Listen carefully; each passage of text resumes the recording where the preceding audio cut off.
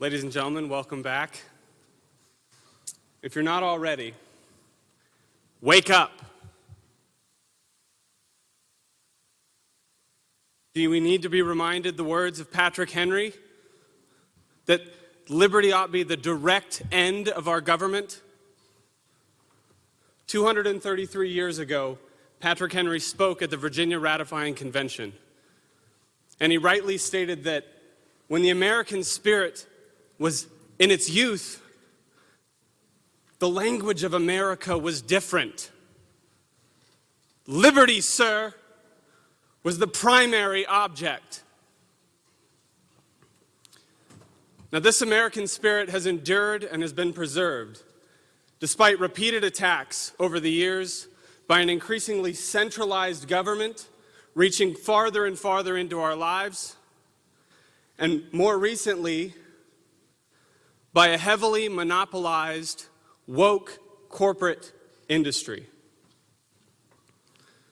Vaccine passports, breaching our dams, indoctrinating our youth are all on the agenda. Not to mention borrowing on the credit of generations of Americans who have not even been born yet, chaining them to a lifetime of financial slavery. Now in 2021, after a year that attempted to squelch out the remaining embers of liberty in this country, the winds of tyranny have blown on the remnant and ignited a flame that will not be put out. The people are awake,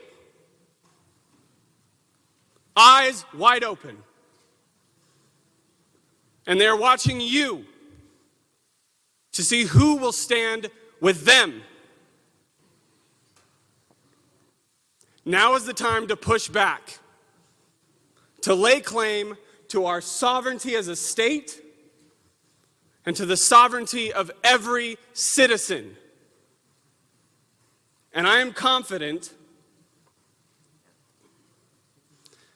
that if it takes, as Jefferson said, a watering of the tree of liberty with the blood of every tyrant from sea to shining sea, then so be it. The flame is lit. And so I stand here before you today to speak to you and every elected official in this building on behalf of free men and free women from the great state of Idaho, and free citizens from all over this country who are just waiting for somebody to stand up. Hear me now. Either lead, follow, or get the hell out of the way. Because you cannot spend the people's money and buy them with their own money forever. Thank you, Mr. Speaker.